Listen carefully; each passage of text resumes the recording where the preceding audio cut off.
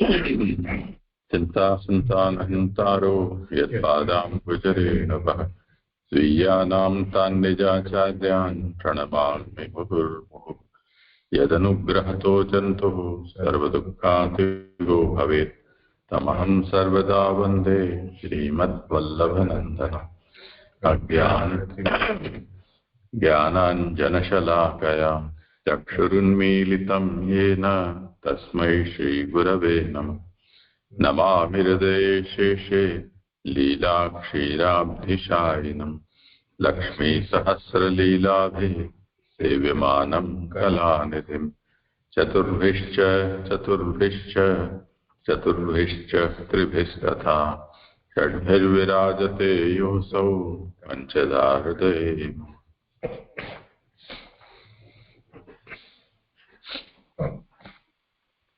करो आरंभ।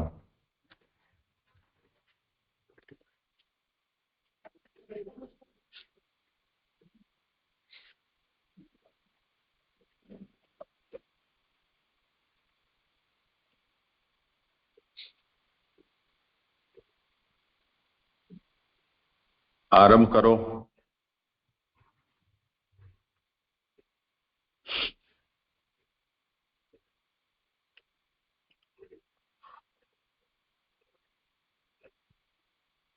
यहाँ आवाज नहीं आ रही है बिल्कुल भी।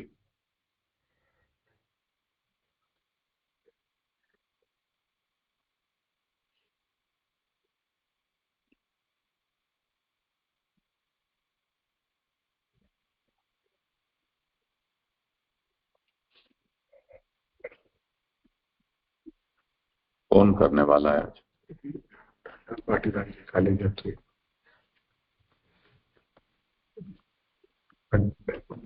दंडवत आवाज आ रही है? हाँ आई आवाज। दंडवत कुछ प्रॉब्लम आ रही थी सभी।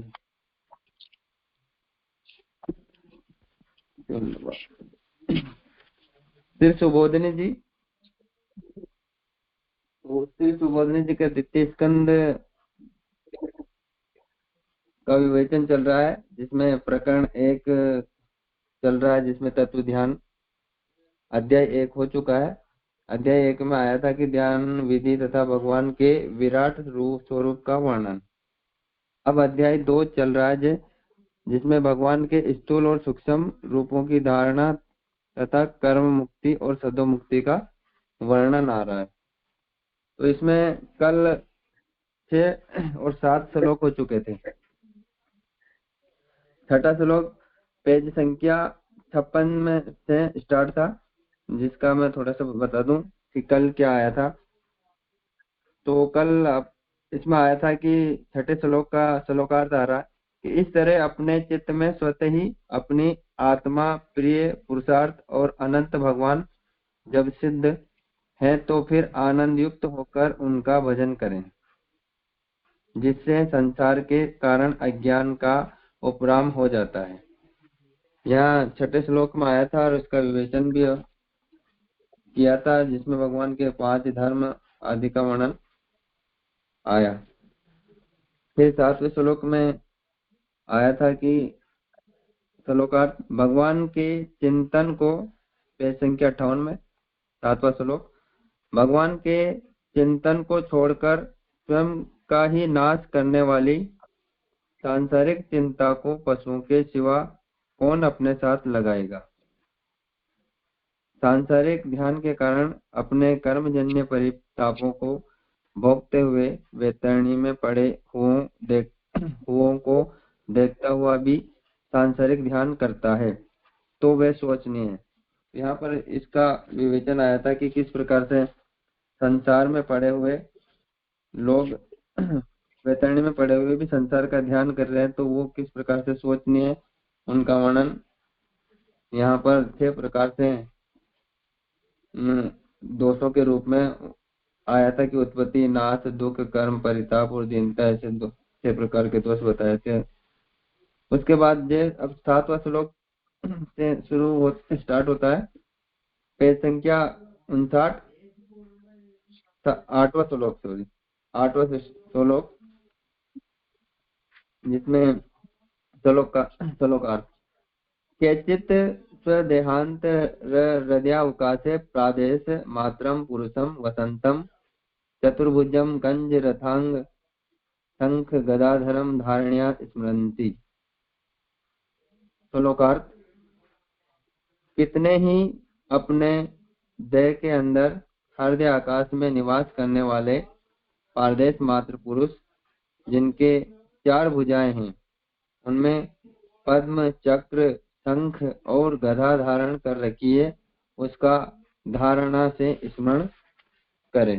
तो यहाँ पर भगवान के स्थूल रूप का वर्णन आ रहा है कि किस प्रकार से उनके इस रूप का अपने हृदय में धारण किया जाए। वो रूप को धारण करने के लिए, स्थूल रूप को धारण करने के लिए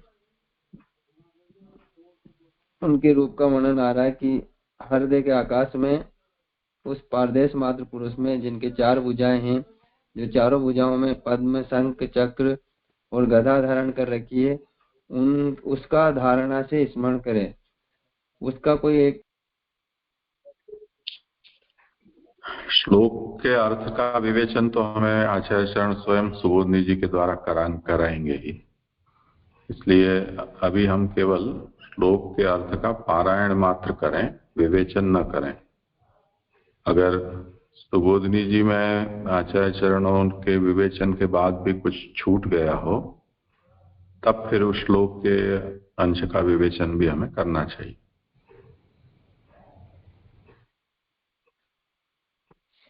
ये मैं समझा, मैंने कि विवेचन के हिसाब से कर लिया था। ठीक है जी। श्लोक का अर्थ ही करना है इसका। तो ये 8वां श्लोक का अर्थ हुआ जे। आगे ले लूं 9वां श्लोक।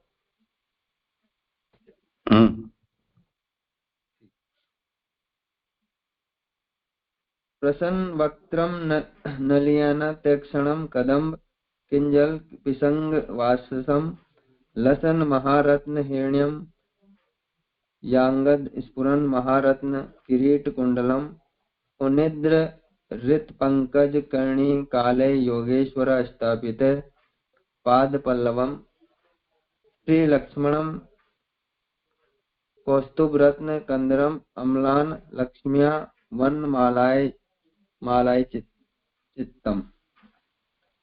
श्लोकार्थ।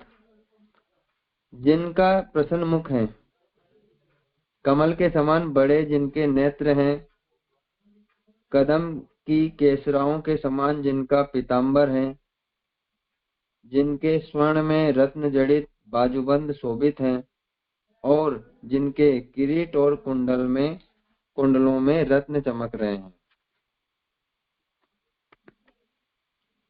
योगियों ने अपने प्रफुल्ल हृदय कमल की कर्णिका में जिनके चरणारविंदों को स्थापित कर रखा है, जिनके वक्ष स्थल में श्रीनिवास का चिन्ह है, गले में कौस्तुभ मणि को धारण किया है, जो कभी कुमलाती नहीं ऐसी वनमाला को धारण किए हैं।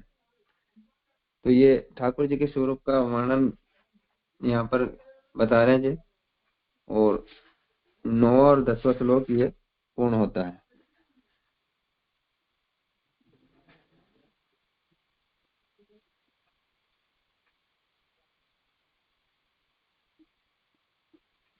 आगे ले लो जब 11-12। ये 8 से 13 तक के श्लोक एक साथ हैं, पर उसके शब्दार्थ जो हैं वो एक साथ न देकर टुकड़े टुकड़े में दिए हैं, पर उसकी सुबोधनी सबकी एक साथ है आगे जो आने वाली है। तो आप लोग ऐसा मत समझो कि श्लोकार्थ के साथ इसकी सुबोधनी भी समाप्त हो गई है। सुबोधनी तो अब सब श्लोकार्थ हो जाने के बाद सबकी इकट्ठी होगी। अच्छा जी, ठीक है। तो मैं 13 तक श्लोक कर लेता हूँ, फिर उसके बाद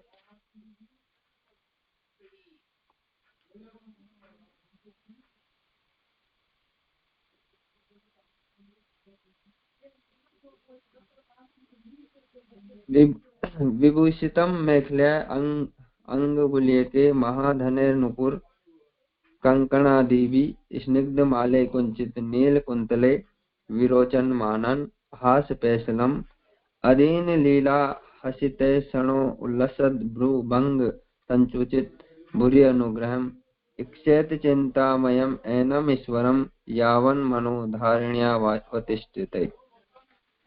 श्लोकार्थ।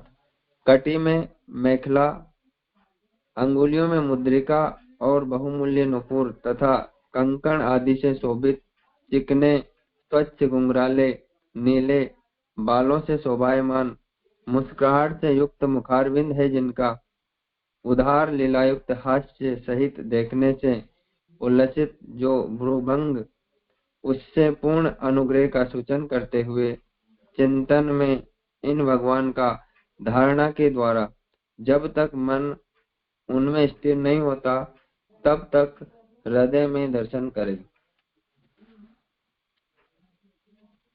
श्लोक 13। एक एक सो अंगानि धियानुभाव्येत पादादि यावद हसितम गधा भृत जितम जितम स्थानम अप्योह धार्येत परम परम शुद्ध्यति धीर यथा यथा। 13 श्लोक का श्लोकार्थ। यदि ऐसा न हो सके तो गदाधारी भगवान का चरणारविंद से लेकर हास्य पर्यंत एक एक अंग का बुद्धि से अनुभव करें। जो जो स्थान अंग अपनी बुद्धि में स्थिर हो गया हो उसको हृदय में रखते हुए आगे के अवयवों का ध्यान करें। इससे बुद्धि शुद्ध होती रहे। ये श्लोकार्थ है। अब इसकी व्याख्यार्थ चल रही है।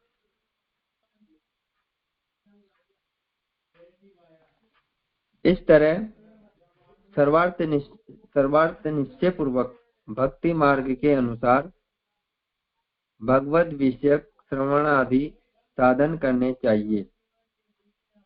ये सिद्ध हो गया। यहाँ किन्हीं के मत में सर्व निर्धार व्यर्थ है। चतुर्भुज आदि जो मुख्य भगवान का रूप है और वह भगवान आनंद मात्र कर पाद मुख उदर आदि रूप है, ऐसा जानकर उसका भजन करें। तो यहाँ पर बता रहे हैं कि सर्वार्थ निश्चय पूर्वक सब तरह से निश्चय करके भक्ति मार्ग के अनुसार ही और भगवत विषय से श्रवण आदि साधन के द्वारा ये सिद्ध होता है। तो यहाँ कल इस विषय में कहा था कि ये जो पंक्ति है उस 7वें श्लोक की सुबोधिनी के समापन की पंक्ति है, जो गलती से 8वें श्लोक की सुबोधिनी में आ गई है। तो इसको वहां समझना है।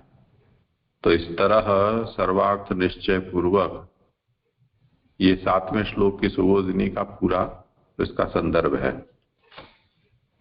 और 8वें श्लोक का यहाँ किन्हीं के मत में सर्व निर्धार व्यर्थ है, वहां से उसकी उत्थानिका है शुरू हो रही है।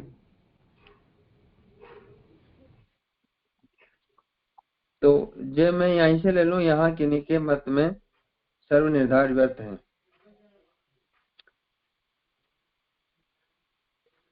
ठीक है।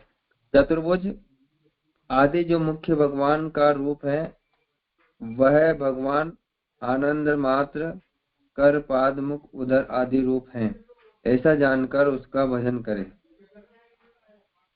इसलिए धारणा में स्थूल स्थान में भगवान का आनंद रूप ही भजनीय है, ऐसी योजना करते हैं।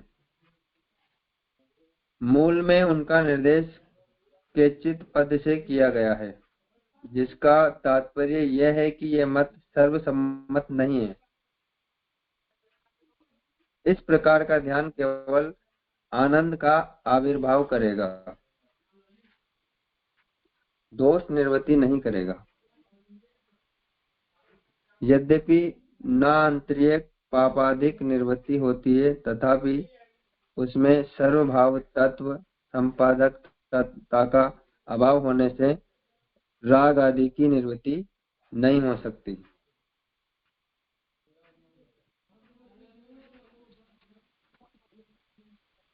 तो ये यहाँ तक समाप्त होता जी।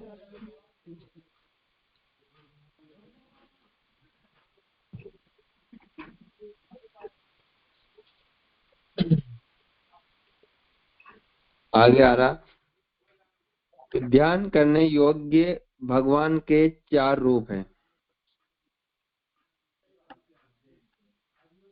अंगुष्ठ मात्र 1, 2 पारदेश मात्र, 3 पुरुष मात्र और 4था विराट रूप।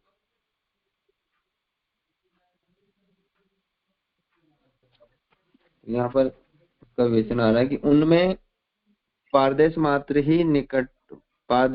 की ही निकटता अपने में है। वैश्वानर विद्या में ये सिद्ध है और पारदेश मात्र अपने हृदय में समा सकता है।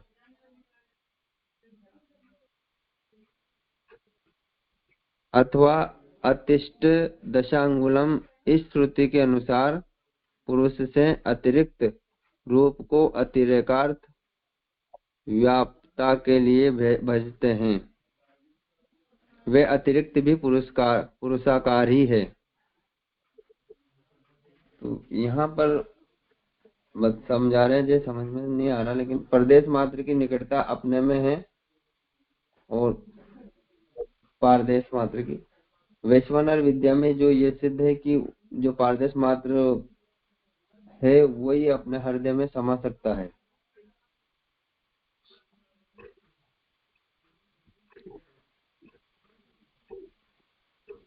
आगे आ रहा है कि वसंत का अर्थ है उस तृतीय अंतर्यामी पुरुष का, उसके स्थूल रूप का वर्णन चतुर्भुज से किया गया है और चारों भुजाओं में कंज कमल रथांग चक्र शंख और गदा धारण किए हुए हैं।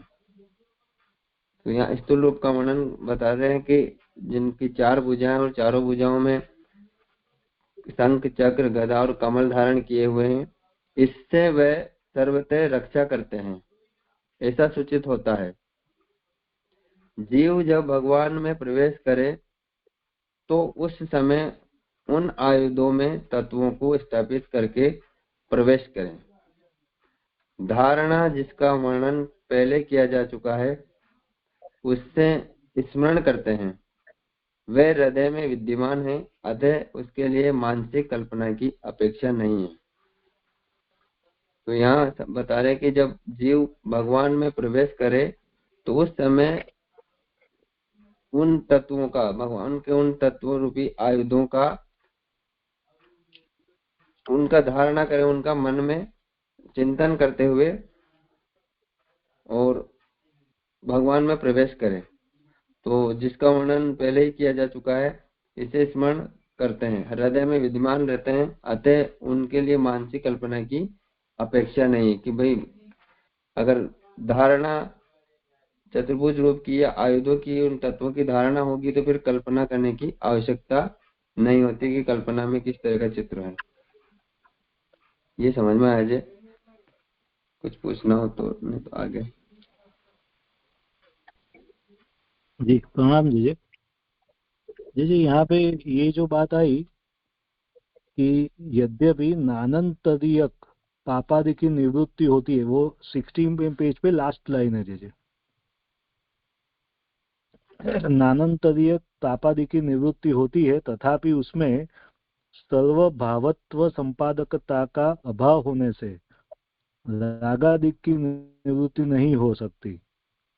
तो ये चीजें समझ में नहीं आ रहा है। नान्तरिक पाप का मतलब होता है जिन पापों को हम अपने से अलग न कर सकें, ऐसे जो वज्र लेपायित हो गए हों, ऐसे पापों की निवृत्ति यद्यपि हो जाती है, फिर भी ऐसा अर्थ है उसका। जी जी जी। सो उसकी निवृत्ति हो जाती है, तथापि उसमें सर्वभावत्व संपादकता का अभाव होने से राग आदि की निवृत्ति नहीं हो सकती। यानी पाप की निवृत्ति हो सकती है लेकिन राग आदि की नहीं हो सकती, ऐसे। हाँ, तो ये क्योंकि सर्वभावत्व, इससे ये ऊपर कहा ना कि अनेन आनंदाविर्भाव एव क्रियते न तो दोष निवृत्ति ही। तो ये केचित स्वदेहांतर हृदयावकाशे यहाँ जिस प्रकार की धारणा से उनका स्मरण बताया जा रहा है उसमें सबकी सम्मति नहीं है, पर कुछ लोग ऐसा कहते हैं। तो ऐसा कहने का क्या तात्पर्य है केचित पद से? तो वो ये कहते हैं कि इससे केवल आनंद का ही आविर्भाव होता है, दोषों की निवृत्ति नहीं होती है, और यदि होती है तो भी अमुक प्रकार के दोषों की होती है, सब प्रकार के दोषों की नहीं होती है, तो राग रह जाता है। जी जी जी, आया समझ में।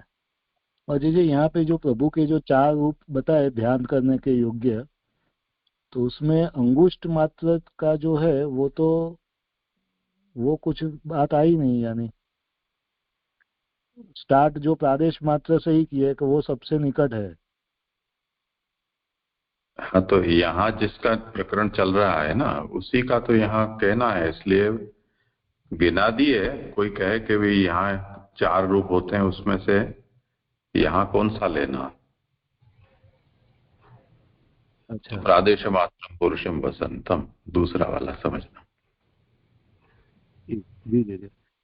और जी यहाँ पे ये वसंत का अर्थ है कि तृतीय अंतर्यामी पुरुष का। ये पंक्ति नहीं समझ में आ रही है यहाँ पे। वो तो कुछ बात है ही नहीं, कहाँ से वो आई? नहीं, 4 गिनाया ना, तो 4 के अर्थ को समझा रहे। अच्छा, एक एक का अर्थ बता दिया।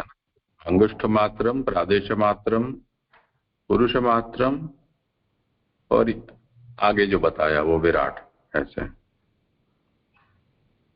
अच्छा, तो वसंत का अर्थ है तृतीय अंतर्यामी पुरुष का, यानी पुरुष आकार या तो पुरुष मात्र जो है उसकी बात हो रही है ऐसे। हाँ, वसंतम का मतलब जो बसने वाला है, अच्छा, वसंत ऋतु से मतलब नहीं है। हाँ, वही समझ नहीं आ रहा था जैसा। जी जी जी। वैश्वानर विद्या क्या होती है? उपनिषद में सब अलग अलग विद्याएं बताई हैं, ब्रह्म विद्या के प्रकार हैं, जिसमें वैश्वानर रूप ब्रह्म का वर्णन है, वो वैश्वानर विद्या। अच्छा जी, धन्यवाद जी। यहाँ पे जो आया कि यहाँ किन्हीं के मत में सर्व निर्धार व्यर्थ है, तो जो पूर्व में 5 प्रकार से सर्व निर्धार की बात आई थी वो जरूरी नहीं है, ऐसा कहकर फिर ये कह रहे हैं ऐसे। जी जी जी जी जी। और ये जो आया कि इनमें सिर्फ प्रादेश मात्र ही अपने हृदय में समा सकता है, ये भी थोड़ा समझ में नहीं आया कि अंगुष्ठ मात्र क्यों नहीं समा सके, और प्रादेश मात्र ही निकटता कैसे, ये नहीं समझ में आया। नहीं समा सके की बात नहीं है, अंगुष्ठ मात्र में धारणा कैसे करनी। तो जो धारणा का विषय है वो यदि स्वयं इतना सूक्ष्म हो, तो यहाँ जिस प्रकार से उनका वर्णन किया जा रहा है उसको हम विजुअलाइज कैसे करेंगे? जी जी जी, स्पष्ट हो। ये पंक्ति आ रही, जीव जब ये पंक्ति आ रही, जीव जब भगवान में प्रवेश करे तो उस समय उन आयुधों में तत्वों को स्थापित करके प्रवेश करे, इसे क्या समझना चाहिए? हमारे जो 5 भौतिक हम बने हुए हैं, तो हमारे सभी भूत भगवान के आयुधों में समा जाते हैं और जीव फिर भगवान में जाता है, यूं। तो वो जो एक एक, जैसे शंख है तो वो जल तत्व का प्रतीक है या वायु तत्व का प्रतीक है, चक्र हो तो अग्नि का है, गदा है तो वायु की, ऐसे।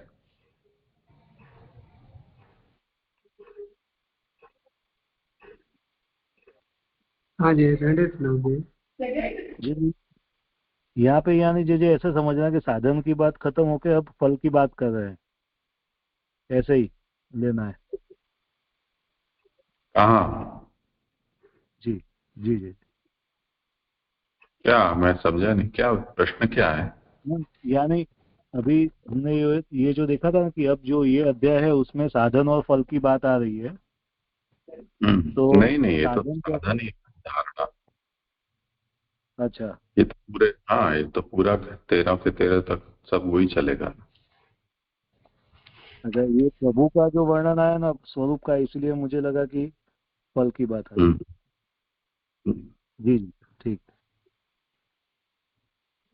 दंडवत प्रणाम जय जी। यहाँ पे जय जी जो ये बात आई कि ये पृष्ठ 61 पे ये दूसरी पंक्ति में कि अथवा तिष्ठ दशांगुलम, इस श्रुति के अनुसार पुरुष से अतिरिक्त रूप को अतिरेकार्थ व्यापकता के लिए बजते हैं, वह अतिरिक्त भी पुरुषाकार ही है।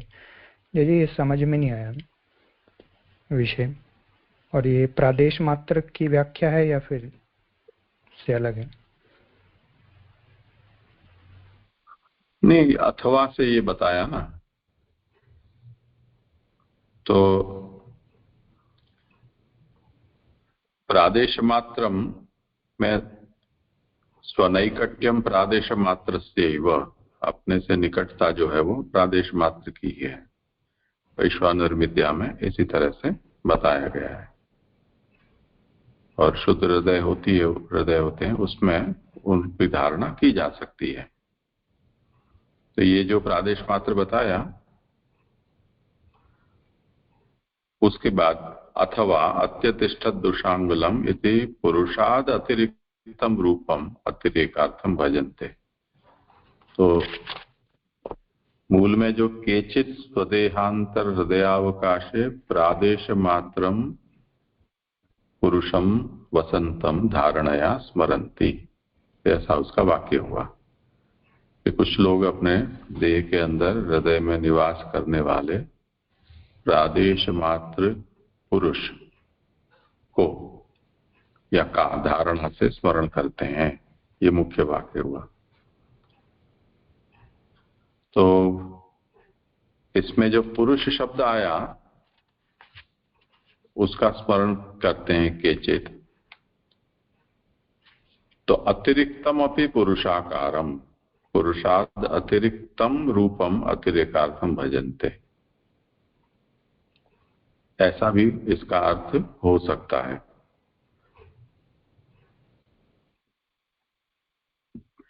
तो वो क्या है? तो वो पुरुष सूक्त में वर्णित है।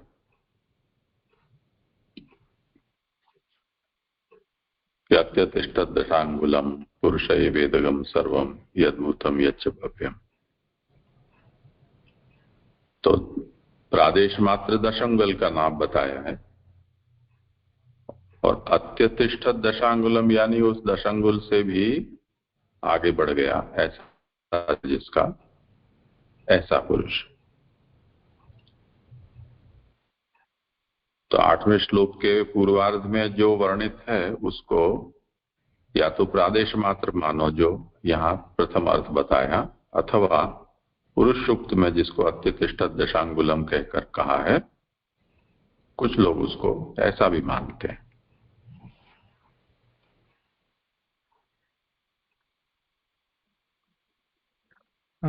जी जय जी। जय जी तो फिर ये पुरुष से अतिरिक्त जो बात है वो कैसे समझें कि प्रभु का जो पुरुष स्वरूप है, विराट पुरुष स्वरूप है, उससे अतिरिक्त जो कुछ भी है उसकी बात है या फिर? नहीं, अतिरिक्त का मतलब वो उससे जो ज्यादा विस्तीर्ण है, ऐसा। जी। जैसे हम हमारी फोटोग्राफ लें और दूसरा हम थर्मल इमेज लें हमारी, तो थर्मल इमेज में ये होता है कि जितनी हीट हम बाहर निकालते हैं, जो ऑरा भी जिसको बोलते हैं, वो भी थर्मल इमेज में हमारी इमेज के रूप में आ जाती है। तो वो अतिरिक्त अत्यतिष्ठित रूप हो गया। जी जी जी जी। मतलब उसका स्कोप पुरुष के भीतर ही है, पर वो अतिरिक्तता विस्तार के रूप में है। जी जी जी। ये जो फिर जो तीसरा स्वरूप है ये पुरुष मात्र, तो फिर उसकी व्याख्या फिर वसंत का अर्थ है यहाँ से शुरू हो रही है या फिर इनमें कुछ वही वही जी जी जी, क्योंकि यहाँ पे पुरुष से अतिरिक्त है तो उसको थोड़ा कंफ्यूजन हो रहा था कि फिर कोई ओवरलैप है या फिर पुरुष मात्र जो स्वरूप है उसकी व्याख्या फिर आगे से ही शुरू होगी।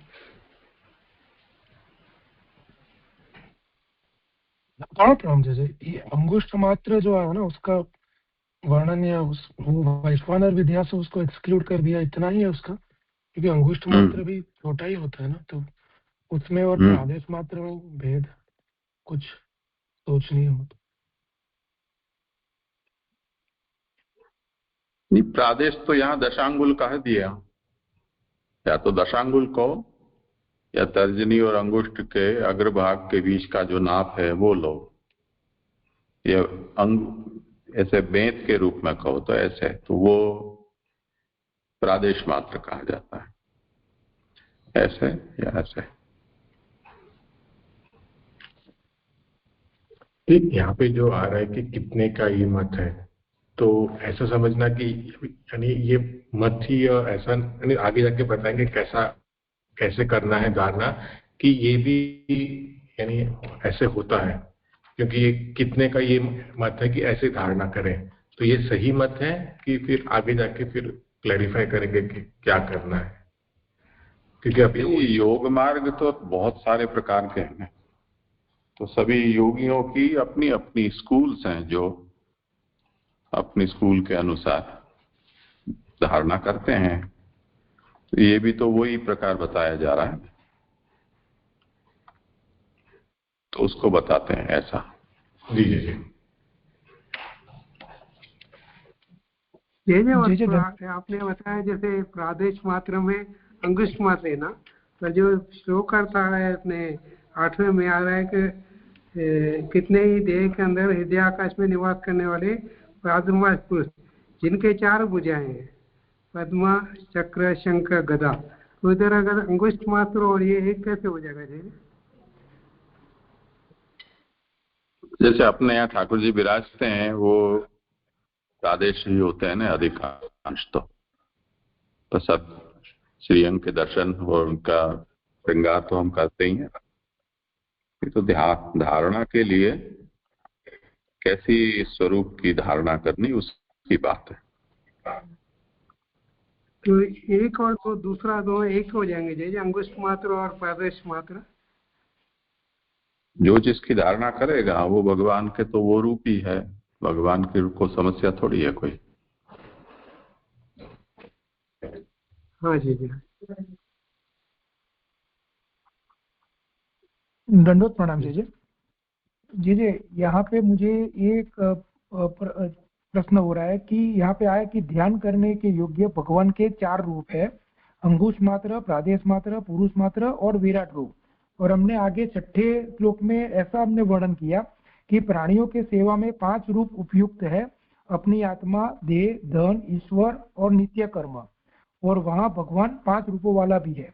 तो जी ये 5 रूप ये ठाकुर जी को और ये ध्यान करने योग्य, तो ये टोटल ऐड हो गए कि कैसा होगा, ये समझ में नहीं आया।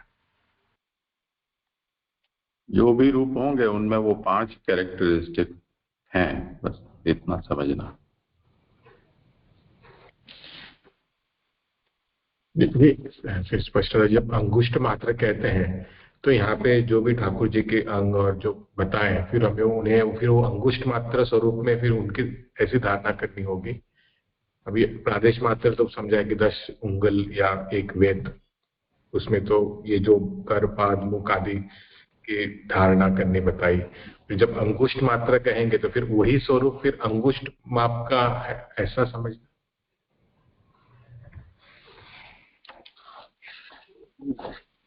प्रादेश मात्र ऐसा समझना, आपकी कैसी आंखें हैं या आपकी धारणा की सामर्थ्य कैसी है,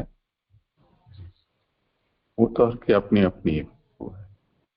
जी जी, प्राणाभ्यास के प्रसंग में आते हैं ना कि वो त्रिवेंद्रम में गए तो पद्मनाभ स्वामी के दर्शन ही नहीं हो रहे थे। एक दरवाजे में से चरण के हों, एक में से उदर के हों, एक में श्रीयस्थ हो, तो पूरे तो दर्शन ही नहीं हो सके। तो ऐसे भगवान का रूप हो तो कैसे उनकी भक्ति की जा सके। तो कंटाल गए। सबकी अपनी अपनी रुचि है। जी जी प्रणाम जी। ये 14वें श्लोक से जी मेरी प्रस्तुति, इसलिए मैं दूसरे फोन से कर रहा हूँ, इसीलिए मैंने हाथ खड़ा किया। प्रणाम जी।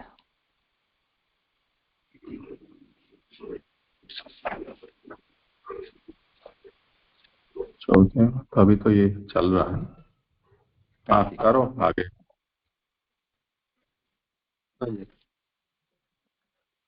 करूं जी? मेरा है अभी। नहीं, हाँ अभी तो 8वां श्लोक की सुबोध नहीं, हाँ 13वां तक अभी पूरा नहीं हुआ।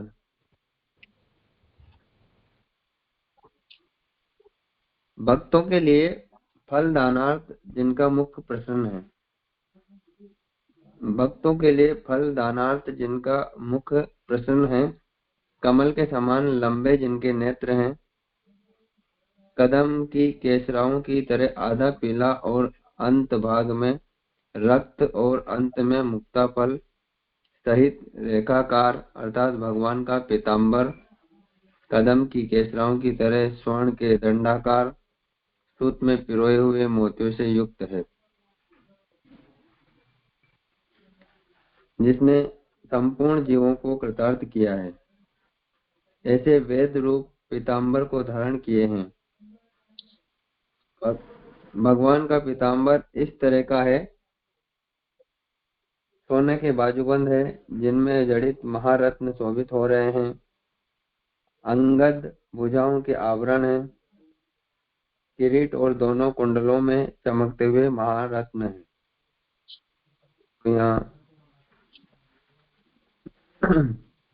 भगवान के स्थूल स्वरूप का वर्णन आ रहा है कि किस कमल के कि भगवान भक्तों के फल दानार्थ जिनका मुख प्रसन्न है, जिनका मुख कमल अत्यधिक प्रसन्न में है, कमल के समान जिनके बड़े बड़े नेत्र हैं, कदम की केसराओं की तरह जिनका आधा पीला और अंत का जो भाग है वो रक्त लाल है, और अंत में जो मुक्ताफल सहित रेखाकार है, मुक्ताफल की तरह रेखाएं बनी हुई है, अर्थात भगवान का पीताम्बर कदम की केसराओं की तरह स्वर्ण के दंडाकार सूत में पिरोए हुए मोतियों से युक्त बताया है, और संपूर्ण जीवों को कृतार्थ किया है। ऐसे वेद रूप पीताम्बर को उन्होंने धारण कर रखा है। जो पीताम्बर है वो वेद का रूप है, ऐसा बता रहे हैं कि वेद रूप पीताम्बर को उन्होंने धारण कर रखा है। भगवान का पीताम्बर इस तरह का है, सोने के बाजूबंद है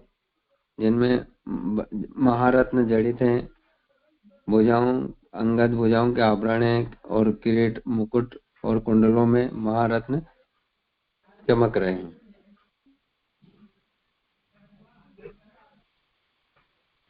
आगे हाँ करो। विकसित हृदय रूप कमल में जो कर्णिका है, उसमें जहाँ सूर्य, चंद्र, वायु और अग्नि का भी प्रवेश नहीं है, उस हृदय रूप घर में योगेश्वरों ने जिन भगवान के चरणारविंदों को स्थापित कर रखा है। यहाँ पर कह रहे हैं कि विकसित हृदय रूप कमल में जो कर्णिका है, योगियों के हृदय कमल में जो कर्णिका हृदय रूप कमल में जो कर्णिका है, जिनमें सूर्य और चंद्र, वायु और अग्नि का भी प्रवेश नहीं हो सकता, ऐसे हृदय रूपी घर में योगियों ने भगवान के चरणारविंदों को स्थापित कर रखा है, और जिनके लक्ष्मी ही चिन्ह है, जिनके चिन्ह लक्ष्मी है, कौस्तुभ रत्न गले में धारण किए हुए हैं, जिनकी शोभा कभी कम नहीं होती, जिसके पुष्प सदा ही नवीन बने रहते हैं, कभी मुरझाते नहीं, ऐसी वनमाला को धारण किए हुए।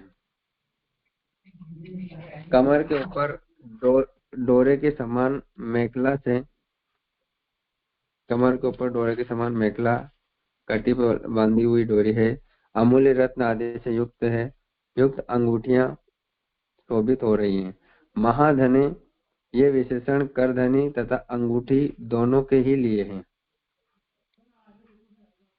अमूल्य जो रत्न से हाँ जी, ये 11वां श्लोक चल रहा है।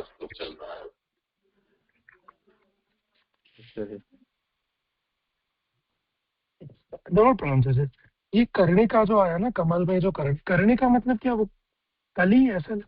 करने का क्या? ये कमर में बांधने का एक आभूषण होता है।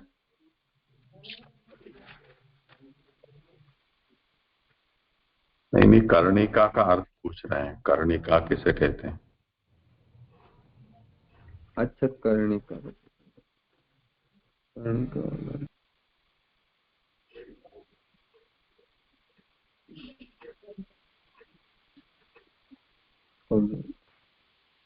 गुजराती में कोष लिखा है पर वो भी समझ में नहीं आ रहा क्या मतलब कर कोष या करने का क्या है।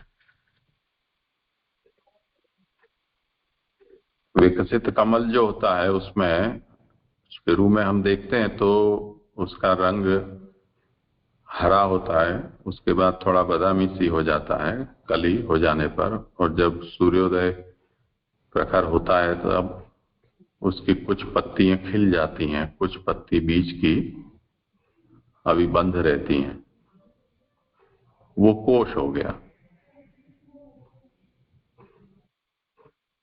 अच्छा जी जी।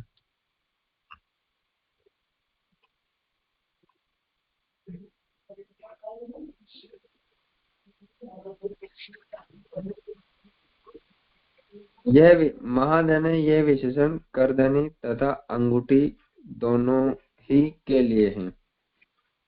एक नुपुर का धारण महाराज का चिन्ह है। आदि शब्द से कड़े आदि भी ग्रहण किए जाते हैं। स्निग्ध, चिकने और स्वच्छ नील अलकों से शोभायमान मुख पर जो हास है उससे सुंदर सभी याचकों के लिए सब प्रकार के फलों के दान में निसंकोच युक्त जो अधीन लीला है, उस तरह के हास्य से युक्त जो देखना है, उससे उल्लास को प्राप्त जो गुरु उनके इशारे से सूचित किया है। अधिक अनुग्रह जिनने इस तरह चिंतन धारणा से प्रकट हुए राज स्वरूप ईश्वर के दर्शन करें। तो यहाँ पर ईश्वर के जो भगवान के जो स्वरूप का वर्णन आया है कि किस तरह से उन अंगूठिया महारत ने कमल जैसा सुंदर नेत्र हैं, स्वच्छ और नील अलकों से शोभायमान मुख हो रहा है और हास्य युक्त जो देखना उल्लास प्राप्त गुरु इशारों से सूचित है। इस प्रकार से उनका वर्णन होते हुए उनको कह रहे हैं कि इस तरह चिंतन धारणा से प्रकट हुआ राजाधिराज स्वरूप ईश्वर के दर्शन करें। आगे आ रहा कि जब तक सर्वांग स्थित धारणा से मन स्थिर रहे, मैं कह रहे हैं कि जब सर्वांग सभी अंगों की पर स्थित होकर के धारणा से मन स्थित रहे तो चंचलता को प्राप्त न हो, तब तक सर्वांग धारणा करें। इस तरह जब सर्वांग की स्मृति हो जाए तब धारणा के द्वारा मन में एक एक अंग को धारण करें। तो यहाँ समझा रहे कि जब सर्वांग स्थित धारणा मन में स्थिर रहे, सभी अंगों पर की धारणा बन जाए मन में और वो स्थिर हो जाए, चंचलता इधर उधर मन न डोले, तब सर्वांग धारणा सभी अंगों की धारणा करें। और इस तरह जब सर्वांग की स्मृति हो जाए तब धारणा के द्वारा मन में एक एक अंग को धारणा करें। फिर धीरे धीरे संपूर्ण अंगों के साथ साथ एक एक अंग पर धारणा बनाते जाए। पहले एक अंग का ध्यान करें, जब वे अंग अपने अधीन हो जाए तब दूसरे अंग की धारणा करें। ये दिया पद से स्पष्ट है। यहाँ एक एक अंग की धारणा में धारणा का क्रम बताते हैं। पादादि यावत इदहसितम, पैर से प्रारंभ करके हास्य पर्यंत इस कर्म से धारणा करें। तो यहाँ पर कह रहे हैं कि एक एक अंग की धारणा, पहले सर्वांग अंग की धारणा करें, सर्वांग अंग के बाद फिर एक एक अंग की पर धारणा करते हुए धारणा का कर्म बनाते जाए। तो चरणारविंद से लेकर हास्य पर्यंत मतलब मुख कमल तक की एक एक अंगों की धारणा करते जाए। इस कर्म से धारणा करें, तृतीय स्कंद में ये स्पष्ट हो जाएगा। तो यहाँ बता रहे हैं कि आगे आने वाले स्कंद में और स्पष्ट हो जाएगा। गदाभृत इस पद से प्राणों की निश्चलता सूचित होती है। भगवान का जो श्री अंग अपने स्वाधीन हो चुका है, उस अंग को पैरों के कर्म से ग्राहक बुद्धि के अग्रभाग से हटाकर फिर उस भाग से आगे के भाग को ग्रहण करें। भगवान का जो श्री अंग है, जो अपने स्वाधीन हो चुका है, जिनमें अपना आसक्ति या हो चुकी है, उस अंग को पैरों के क्रम से ग्राहक बुद्धि के अग्रभाग से हटाकर फिर उस भाग से आगे के भाग को ग्रहण करें। मतलब चरणारविंद से धीरे धीरे अन्य अंगों की ओर ऊपर ले जाता जाए और अलग अलग अंगों को मन में धारण करें। अन्य अंग के ग्रहण करने के समय उस प्रकार के भगवान के अंगों के अधिक गुणों का स्मरण करना चाहिए। अन्य अंग के ग्रहण करने के समय उस प्रकार के भगवान के अंगों के अधिक गुणों का स्मरण करना चाहिए। भगवान के जो भी अंग हैं, उनके गुणों का और अधिक स्मरण करते रहना चाहिए, जिससे बुद्धि के दोष हट जाए। दोषों के हट जाने से बुद्धि स्वच्छ हो जाती है। तब उस स्वच्छंद बुद्धि में अन्य अवयवों का भी समावेश हो जाता है। स्वच्छंद है,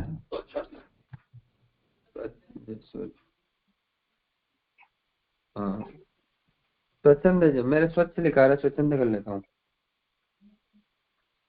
स्वच्छ बुद्धि में आपने स्वच्छंद पढ़ा, आपके यहाँ क्या लिखा हुआ? स्वच्छ लिखा राजे। हाँ बस तो स्वच्छ ही रखो ना, स्वच्छंद क्यों कर, उल्टा अर्थ हो जाएगा। तब उस स्वच्छ बुद्धि में अन्य अवयवों का भी समावेश हो जाता है। इसी तरह उत्तरोत्तर अवयवों के ध्यान में भी करना। जिस जिस प्रकार से बुद्धि शुद्ध हो, उस प्रकार से आगे के अंग की धारणा करे। तो यहाँ पर बुद्धि के एक एक अंगों के और उनके गुणों का वर्णन करने से बुद्धि के दोष नष्ट हो जाते हैं, ऐसे समझा रहे हैं, और बुद्धि स्वच्छ हो जाती है। तो आगे आगे उत्तरोत्तर मतलब आगे आगे के अवयवों को ध्यान में रखते हुए करना चाहिए, जिससे बुद्धि शुद्ध हो और आगे के अंगों की धारणा से। ऐसा यहाँ पर समझा रहे थे। ये 13 श्लोक समाप्त होते हैं। ये अधीन लीला क्या होती है?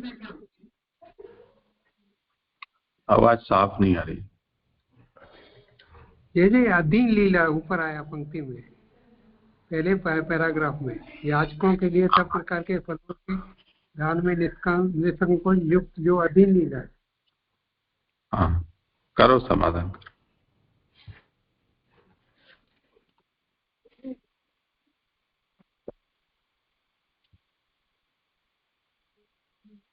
कौन सी लीला बताए? अधीर ऊपर की जो पैराग्राफ है ना, उसमें नीचे से तीसरी पंक्ति है अधीन लीला। उसके पहले की पंक्ति है उन सभी याचकों के लिए सब प्रकार के फलों के दान में निसंकोच युक्ति जो अधीन लीला है। अधीन का मतलब उदार।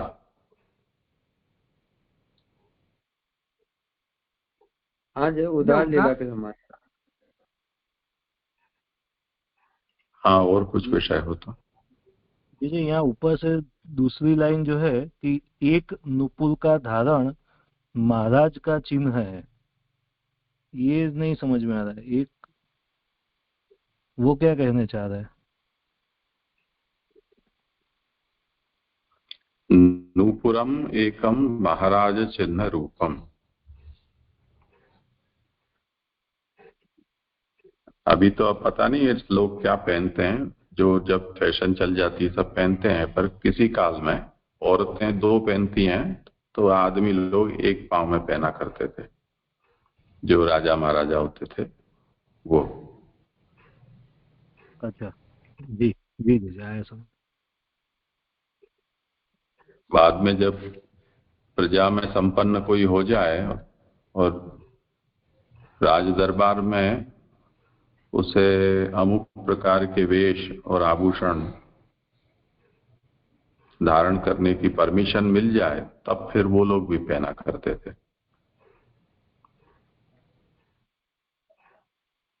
जी जी जी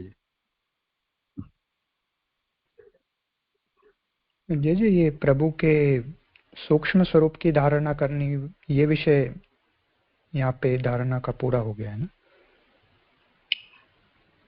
स्थूल, जी, तो ये स्थूल रूप समझना। स्थूल स्वरूप की धारणा है। अभी होगा, अभी आगे के श्लोक में इसका समापन होगा। जी जी दंडवत प्रणाम। जी ग्राहक बुद्धि के अग्रभाग से ग्राहक बुद्धि का मतलब क्या रहता है? जी करो समाधान। ग्राहक बुद्धि से मतलब ग्रहण करने वाली बुद्धि।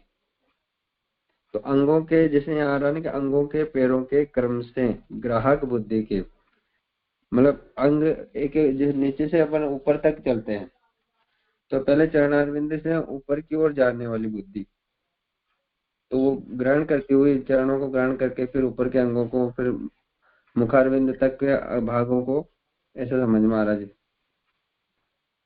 जी धन्यवाद।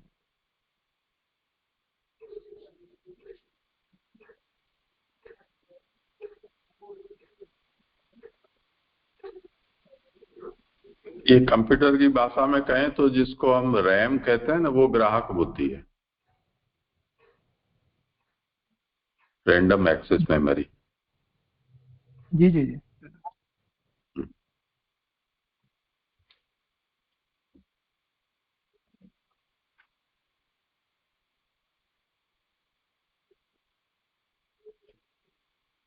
जी मेरा क्रम समाप्त हो गया, अब 14 से अच्छा, आगे चलेगा। ठीक है। और किसी को कुछ नहीं हो तो आगे का श्लोक करो। जय जय दंडवत जी। हाँ प्रणाम जय जय, दंडवत प्रणाम। 14 से 17 नंबर के श्लोक मेरे हैं, तो मैं करता हूँ। आगे के श्लोक में हमने देखा कि भगवान के समग्र स्वरूप को धारणा के द्वारा जब तक मन में स्थिर नहीं होता वह स्वरूप, तब तक वह स्वरूप का हृदय में दर्शन करे। यदि ऐसा न हो सके तो भगवान का पाद से लेकर मुख पर्यंत एक एक अंग का बुद्धि से अनुभव करे। जो जो अंग बुद्धि में स्थिर हो गए हो उसे हृदय में स्थापित करे।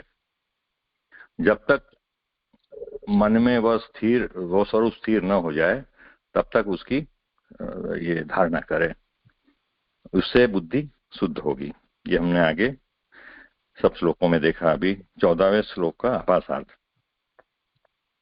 जिसमें भक्ति हो जाती है उसी में ऐसी धारणा होती है। जब तक भक्ति उत्पन्न न हो तब तक पूर्व स्थूल धारणा ही करनी चाहिए।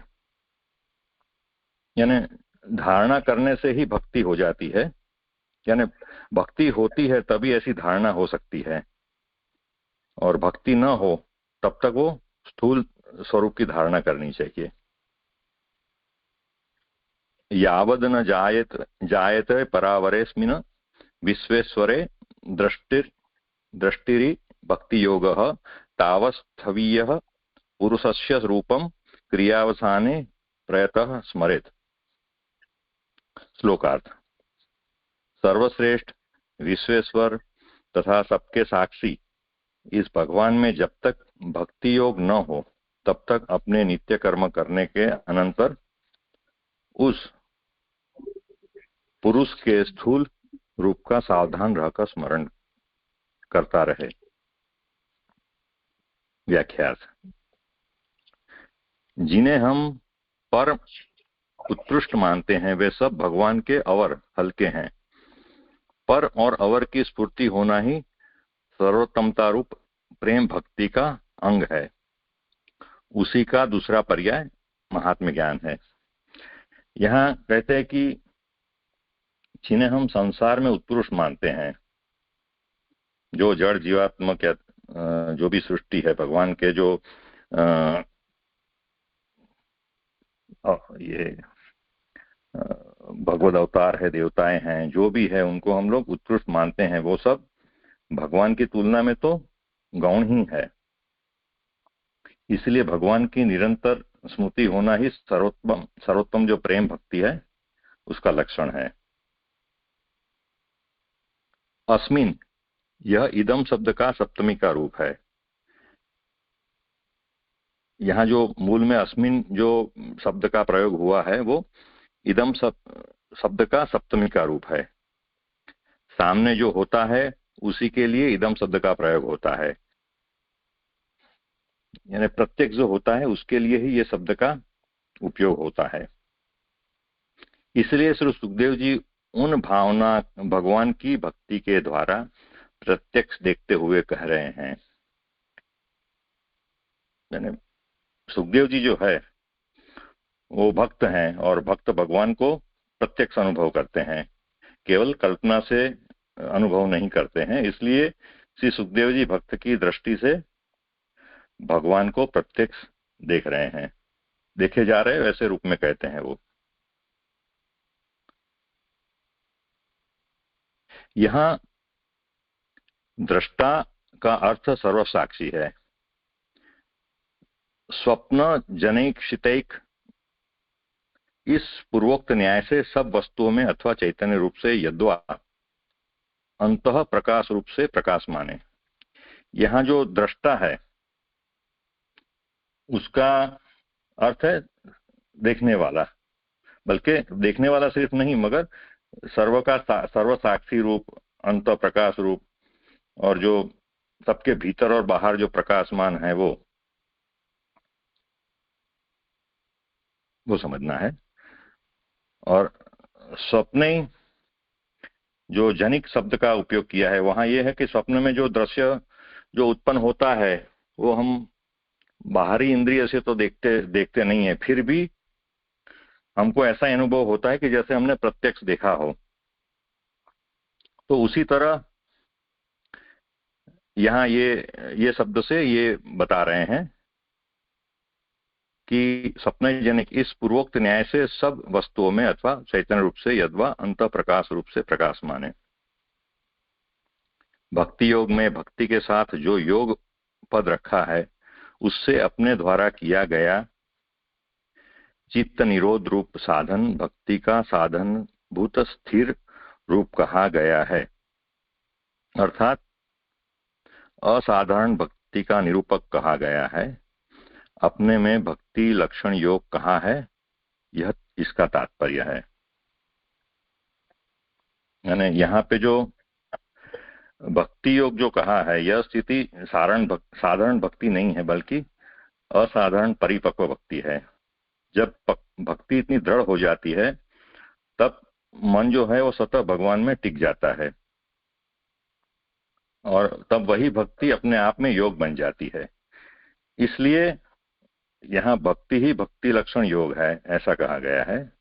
यानी जहाँ साधन और साध्य दोनों भक्ति ही हो जाती है। जैसे अपने में सेवा और फल, यानी सेवा साधन भी है और सेवा फल भी है, इसी तरह यहाँ भी जो साधक है, जो योगी है, उसके लिए साधन और साध्य दोनों भक्ति हो जाती है। तब तक पूर्वोक्त पुरुष के स्थवीय स्थूल रूप का ध्यान करें। ये अवस्था नहीं आ रही है। ये अवर क्या बताया था आपने?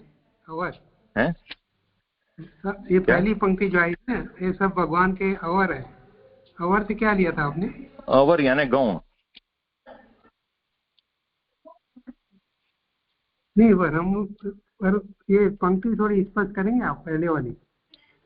हाँ, यानी जो हम जिसे संसार में उत्कृष्ट मानते हैं, जैसे कोई देवता हो या कोई जड़ जीव हो, कोई बहुत बड़ा मनुष्य हो संत महापुरुष हो, जिसको हम लोग बहुत उत्कृष्ट मानते हैं, उससे भी भगवान उच्च है, यानी उसके सामने, भगवान के सामने वो फिर भी गौण है, ये कहते हैं।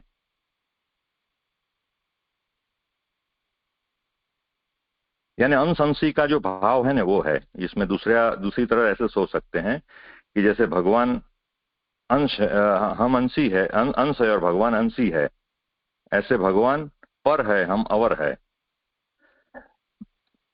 और वो स्फूर्ति होना, यानी वो भाव की स्फूर्ति होना ही सर्वोत्तमता रूप जो प्रेम भक्ति का अंग है, वो आप में वो स्फूर्ति नहीं है तो वो सर्वोत्तमता रूप भगवान में प्रेम नहीं है, तो वो भगवान का भक्ति का अंग भी नहीं बनता है। और वही महात्म्य ज्ञान है ना, यहाँ बताया ना, उसी का दूसरा पर्याय महात्म्य ज्ञान है।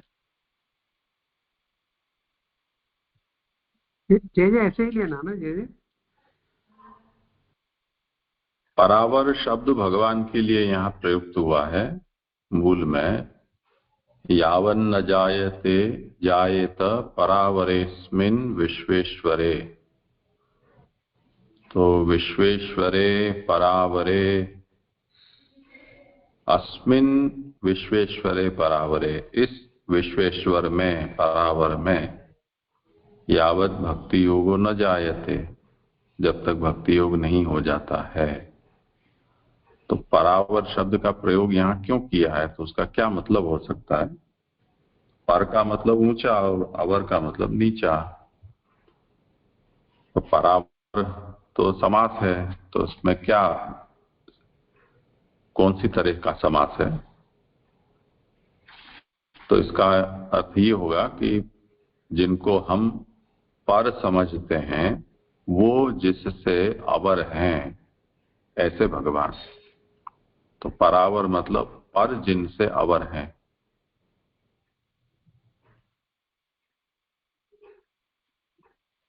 स्पष्ट हो गया।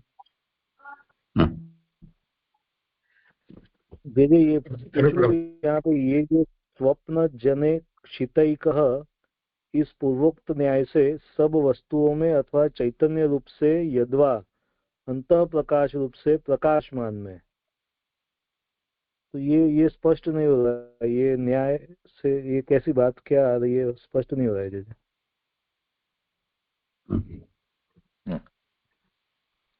तो यहाँ बताया ना कि जो स्वप्न, यानी स्वप्न जन इक्षित एक, यानी सपना उत्पन्न हुआ, देखा गया, मानो एक ही हो। यानी सपना हम लोग जो देखते हैं, दृश्य जो उत्पन्न होता है स्वप्न में, वो तो हम लोग बाह्य इंद्रिय से तो देखते नहीं है, वो अंतर इंद्रियों से ही पता चलता है, अनुभव करते हैं कि ये अनुभव होता है ना कि हमने ये देखा, मगर वो बाहर की इंद्रिय तो वो देखती नहीं है। तो यानी सपना है या जागृत अनुभव है, वो भेद नहीं रहता है, वही इसका तात्पर्य है। तो इसी तरह यहाँ जो साधक है,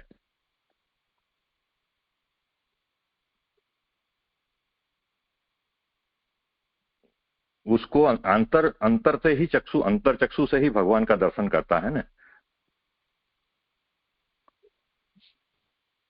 तो वो ही साक्षात ही अनुभव है वो भी। यानी ये जो दृष्टा का अर्थ सर्व साक्षी है, तो उसके रेफरेंस में ये बात आ रही है, ऐसा समझना। उसमें रेफरेंस में ये बात आ रही है, वो समझाने के लिए ये न्याय दे रहे हैं, ऐसा मुझे लग रहा है। तो लेकिन ऐसा ही है ना।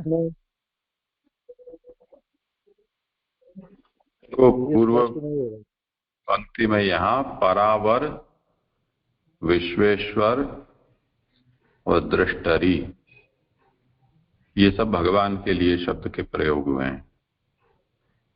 कह क्या रहे हैं कि जो सर्वश्रेष्ठ है, यानी जो पर भी जिनके सामने अवर हैं, ऐसे भगवान, जो विश्वेश्वर हैं ऐसे भगवान, जो दृष्टा हैं या सबके साक्षी हैं, ऐसे भगवान में जब तक भक्ति योग नहीं हो जाता। तो अब दृष्टा किस प्रकार से है, तो उसका अर्थ बताया दृष्टरी सर्वसाक्षिणी। दृष्टा का मतलब जो सबका साक्षी है, ऐसा सबको देखने वाला है। अब वो किस प्रकार से है? तो पूर्वोक्त न्याय न सर्ववस्तुषु चैतन्य रूपेण वा प्रत्यज्ञ रूपेण वा प्रकाशमाने, ये उसका अर्थ किया। पूर्वोक्त न्याय का मतलब यहाँ ये स्वप्न जनैक्षित न्याय कहा है पुरुषोत्तम जी ने। तो स्वप्न जनैक्षित का मतलब क्या? स्वप्न में हम सब कुछ देखते हैं। तो सर्वदृष्टा कई तरह से हुआ जा सकता है। एक प्रकार ये है कि जैसे हम अपने भीतर सब कुछ देखते हो, तो स्वप्न में हमने सब कुछ देखा। एक सर्वदृष्टा सबके अंतर्यामी में भी हो सकता है, तो वो भी सर्वदृष्टा हो सकता है, पर वो भीतर से देखने वाला होता है। अंतर्यामी को भीतर से दिखेगा। जैसे हमारे अंदर एंडोस्कोपी करके और कैमरा डालते हैं तो वो भीतर का दिखाता है, बाहर का नहीं दिखाता है। बाहर का फिर दिखाना हो तो वो जो हमारी आंखें हैं उनके द्वारा वो देखता है, ऐसे उसको समझना पड़ेगा। तो हमारी आंखों से दूसरों को देखेगा, दूसरे की आंखों से हमको देखेगा। तो इस प्रकार से वो सबका साक्षी या सबका दृष्टा ये हो गया। ये स्वप्न जनैक्षित का मतलब हुआ। जी जी जी जी जी जी जी ठीक, यहाँ पे जो आभास में जो चीजें आया कि जिसमें भक्ति हो जाती है उसी में उस ऐसी धारणा होती है। तब यानी जब तक भक्ति उत्पन्न हो तब तक पूर्व यानी स्थूल धारणा करनी चाहिए। यानी जो विराट रूप का इसके आगे के अध्याय में जो कहा गया वो, तो फिर ये स्थूल ध्यान में फिर ये चारों ले सके ना कि अंगुष्ठ मात्र, प्रादेश मात्र, सूक्ष्म में स्थूल, ये चारों विराट रूप स्थूल में गया, यानी पूर्व में गया। प्रादेश मात्र भी स्थूल में जाएगा फिर क्या? यानी अब तक तो जो स्थूल का ही चल रहा है ना ये विवरण, ऐसे नहीं, स्थूल का तो आगे विराट वाला गया वो। अब यहाँ तो ये बता रहे हैं ना कि केचित स्वदेहांतर हृदयावकाश है। अब इसका करो, तो यहाँ से जो 8 से 13 में बताया है वो जब भक्ति हो जाए तो अब इसका करो। तो अब 14वें में यही तो निरूपण किया ना। पुलकित ने पूछा था, उसका वही तो अर्थ था कि यावन्न जायते परावरस्मिन् विश्वेश्वरे दृष्टरि भक्ति योग तावत् स्थवीय सह पुरुषस्य रूपम स्मरेत। तो अभी जो बताया पूरा वर्णन हुआ 13 श्लोक तक में, उसमें अगर भक्ति नहीं हो जाती है तो फिर विराट का करो, ये कहना चाह रहे हैं। तो स्थूल का करो, फिर ये सब सूक्ष्म में, ये सूक्ष्म में जाएगा। जी जी जी।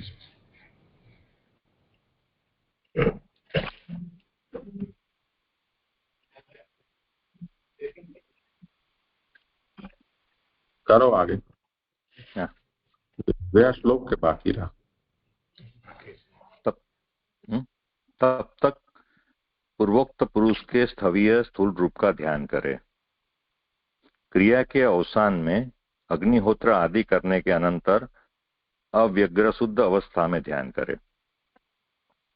यानी यहाँ स्थूल स्वरूप का तब तक ध्यान करने का कहा है जब तक भक्ति उत्पन्न नहीं होती है। अगर भक्ति उत्पन्न हो जाती है बाद में क्रिया के अवसान में अग्निहोत्र आदि करने के अनंतर, यानी जो नित्य नैमित्तिक क्रियाएं हैं वो खत्म होने, यानी वो संपन्न होने के बाद अगर अग्निहोत्री ब्राह्मण है तो अग्निहोत्र आदि करने के अनंतर और अव्यग्र शुद्ध अवस्था में उसको ध्यान करना है।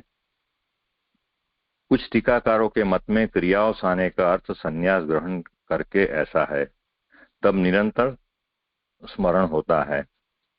यानी कुछ टीकाकार ऐसा कहते हैं कि ये क्रियावसाने का अर्थ संन्यास ग्रहण करने वाले के लिए कहा गया है कि सन्यासी के लिए कोई भी नित्य नैमित्तिक कर्म बचता रहता नहीं है, सिर्फ स्मरण ही होता है, साधना यही ध्यान ही होता है।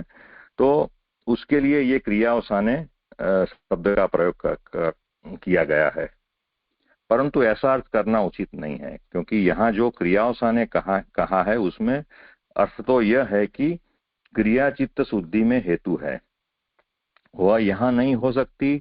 सन्यासी के लिए तो सब क्रियाओं का त्याग कहा है, यानी महाप्रभु जी ऐसा कहते हैं यहाँ पे कि ऐसा अर्थ उचित नहीं है क्रियावसाने का कि सन्यासी के लिए एक बात कही गई है, क्योंकि यहाँ जो क्रियावसाने का अर्थ है वो उसका सार्थक ये इस रूप में है कि वो नित्य नैमित्तिक जो कर्म है उसके लिए क्रिया के रूप में, उससे उसकी जो चित्त है उसमें शोधन होता है, उसकी शुद्धि होती है,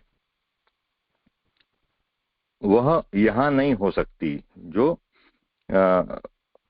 सन्यासी के द्वारा वो नहीं हो सकती है। सन्यासी के लिए तो सब क्रियाओं का त्याग कहा है। शुद्धि के प्रतिबंधक सन्यास की कल्पना की अपेक्षा तो साधकत्व कल्पना करना ही श्रेष्ठ है। यानी यहाँ कहते हैं कि जो शुद्धि के प्रतिबंधक जो सन्यास है उसकी कल्पना से तो जो साधकत्व है, जो सब क्रिया करने के उपरांत जो भगवान का ये स्वरूप को ये जो जानता है वो ही श्रेष्ठ है। भगवत ध्यान करने वाले के लिए पवित्र तीर्थों के जल में स्नान करने का नियम भी कहा है। पुण्य तीर्थ जलाप्लुत, यह शब्द से ये बता रहे हैं कि जो प्रतिबंधक जो सन्यास की कल्पना है, भगवत ध्यान करने के लिए पवित्र तीर्थों में स्नान करने का नियम है, ये बताया गया है ये पद से। पुण्य तीर्थ जलाप्लुत। प्रयतः का अर्थ है सावधान होकर, नियम से रहने में भी धर्म है। यदि किसी फल का अभिसंधान न हो तो धर्म का प्रयोजन ही क्या है।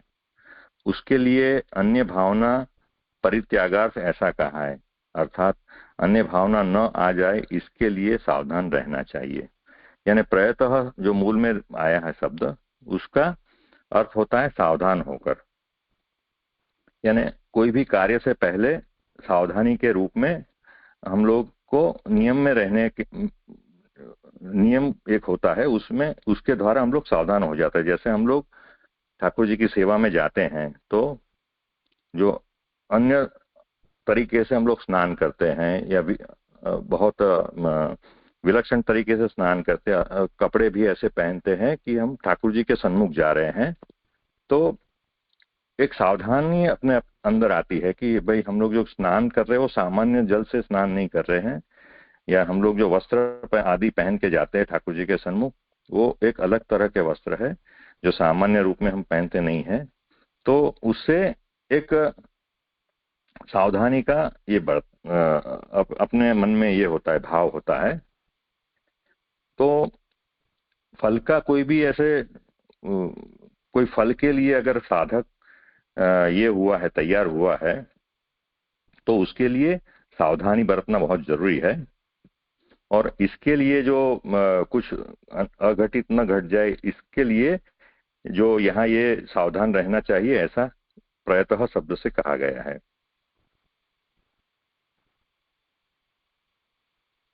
जी हाँ, ये संपन्न हुआ। कुछ और विचार नहीं। धन्यवाद प्रणाम जय। यहाँ पे जय जो 63 पृष्ठ है, इसमें ये जो सुबोधनी जी का अंतिम पैराग्राफ आया कि क्रियावसाने पद के लिए, तो कुछ टीकाकारों के मत में क्रियावसाने का अर्थ संन्यास ग्रहण करके ऐसा है, तब निरंतर स्मरण होता है, परंतु ऐसा अर्थ करना उचित नहीं है, क्योंकि यहाँ जो क्रियावसाने कहा है उसका अर्थ तो यह है कि क्रिया चित्त शुद्धि में हेतु है, वह यहाँ नहीं हो सकती। सन्यासी के लिए तो सब क्रियाओं का त्याग का है। जैसे तो यहाँ पे ऐसा समझना कि ये जो स्थूल प्रभु के स्थूल रूप की धारणा है वो संन्यास अवस्था में नहीं की जा सकती। यहाँ वो नहीं कही जा रही, नहीं की जा सकती है, वो एक दूसरा मुद्दा है विचारणी, पर यहाँ वो नहीं बताई गई। जी जी जी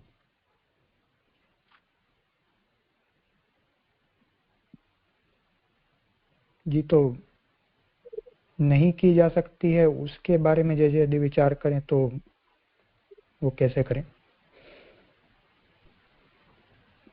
उसमें ये है, ये क्यों नहीं कही है उसका विचार यहाँ पर ही किया है ना महाप्रभु ने जी। कि क्रियायाम हेतुत्व न स्यात्। संन्यास लेने पर स्मरण में निरंतरता आएगी, ये बात सही है, परंतु यहाँ जो ये कहा है ना,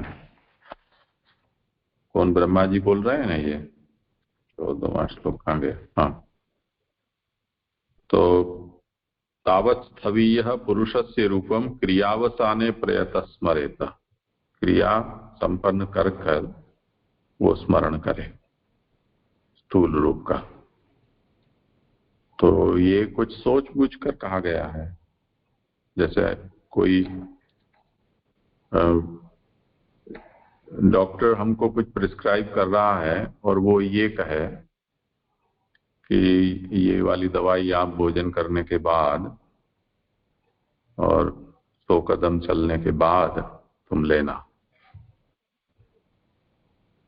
तो अब उसने जो ये हमें कहा है उसमें भोजन करना और 100 कदम चलना, ये दोनों बातें कही है। तो इन दोनों की उस दवाई के साथ कुछ न कुछ साधकता का संबंध है, अन्यथा वो ऐसा नहीं कहता। अब सन्यासी क्रियावसाने स्मरण कैसे करेगा? उसको तो क्रिया ही नहीं है। तो ये वचन उसको लागू ही नहीं होगा, वो ध्यान ही उसको प्राप्त नहीं होगा, ये बात मतलब हो जाएगा जी। तो क्रियावसान का मतलब क्रिया करने के बाद स्मरण करना। ऐसा मत करो कि हाँ मैं तो स्मरण कर रहा हूं, क्रिया गई तेल लेने, वो नहीं चलेगा, क्योंकि क्रिया का यहाँ कुछ न कुछ हेतुत्व है, उपकारकता उसकी है। इसलिए अपने यहाँ भी भले उसकी अनिवार्यता नहीं मानी गई है, परंतु जो सेवाहनिक बताया गया है उसमें यही कहा है कि सबसे पहले स्नान, उसके बाद वस्त्र धारण करके तिलक मुद्रा आदि धारण करना, शरणामृत लेना, उसके बाद जैसा काल हो उसके अनुसार संध्या हवन इत्यादि करना, उसके बाद सेवा में जाना, ऐसा परंपरागत आचार है। अब कोई कहे हम तो ये कर्मक है संध्या आदि, उन कर्मों के बजाय तो भगवान की सेवा में ही जा रहे हैं, तो फिर इनकी क्या? ठीक है, वो बात सच है कि भगवत सेवा से ज्यादा और कुछ नहीं है, पर तुम ऐसे कौन से लाट साहब हो कि वैदिक क्रिया के लिए 15 मिनट नहीं निकाल सकते हो? थोड़ा जल्दी उठ जाओ। तो सेवा के बहाने लौकिक कर्म तो कोई छोड़ते नहीं हो, बढ़ाते ही जाते हो। तो जो शास्त्रीय जो कर्म है उसी की बलि क्यों चढ़ाते हो सेवा के नाम पर? ये तात्पर्य। जी जी जी, अच्छे से स्पष्ट हो गए। धन्यवाद, प्रणाम जी।